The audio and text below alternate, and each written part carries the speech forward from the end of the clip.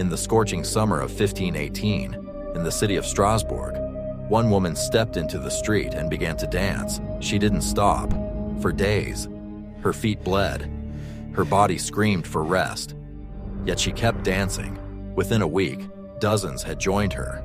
Within a month, nearly 400 people were trapped in a frenzied, uncontrollable dance.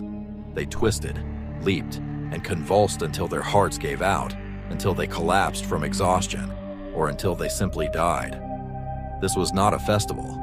This was not a celebration. It was one of the strangest and most terrifying epidemics in human history. Welcome to Chronicle Dark. To understand how this nightmare unfolded, we must step back into the year 1518. Strasbourg was a prosperous trading city on the Rhine River, part of the Holy Roman Empire. But beneath its surface, it was rotting with despair. The early 16th century was brutal. Repeated crop failures had brought famine. The Black Death and other plagues kept returning. A terrifying new disease, syphilis, was sweeping across Europe. People lived in constant fear of starvation, illness, and divine punishment. Superstition ruled daily life. Many believed saints could curse them, or that demons walked among them. It was in this pressure cooker of fear and misery that the dancing began. On July 14th, a woman known as Frau Trophea stepped out of her half-timbered home and started dancing in the narrow cobblestone street. There was no music. There was no reason. She danced all day and into the night. When she collapsed from exhaustion, she rested only briefly, then rose and danced again. Her feet swelled and bled, but nothing could stop her.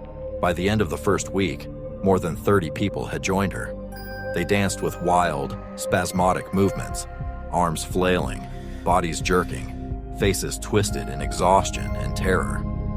The city council was alarmed. Doctors of the time diagnosed it as hot blood, a fever that could only be cured by more dancing. So they built a stage. They hired professional musicians and dancers. They encouraged the afflicted to keep moving, believing it would shake the illness out of them. Instead, it made everything far worse.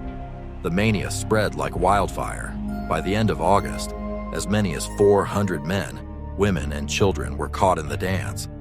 Some danced for days without stopping. Many collapsed and died from heart attacks, strokes, or pure exhaustion. Contemporary accounts describe people dancing until they dropped dead in the streets. The entire city was in panic. This was no longer strange. It was horrifying. And no one understood what was happening or how to stop it. So what on earth caused this? Historians and scientists have debated it for over 500 years. Here are the main theories. First, ergot poisoning. One popular idea suggests the dancers were poisoned by ergot, a toxic fungus that grows on rye, the staple grain of the time. Ergot can cause hallucinations, convulsions, and violent muscle spasms. In wet conditions, it thrives. Some compare it to a natural LSD trip gone horribly wrong. But there are serious problems with this theory. Severe ergotism typically causes gangrene and burning pain in the limbs, symptoms that were not widely reported. It is also difficult to imagine poison victims having the stamina to dance non-stop for days or weeks.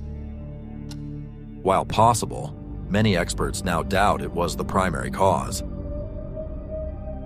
Second, mass psychogenic illness, also known as the stress theory. This is currently the most widely accepted explanation.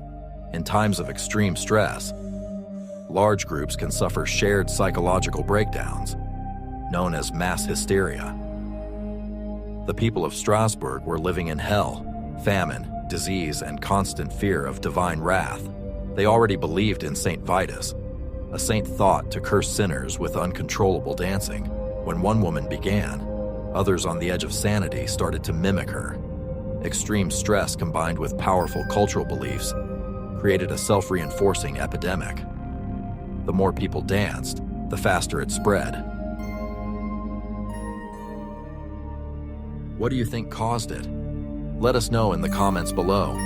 If you want more dark historical mysteries, hit like, subscribe, and turn on notifications. We'll see you in the next Chronicle Dark. Stay curious and stay safe.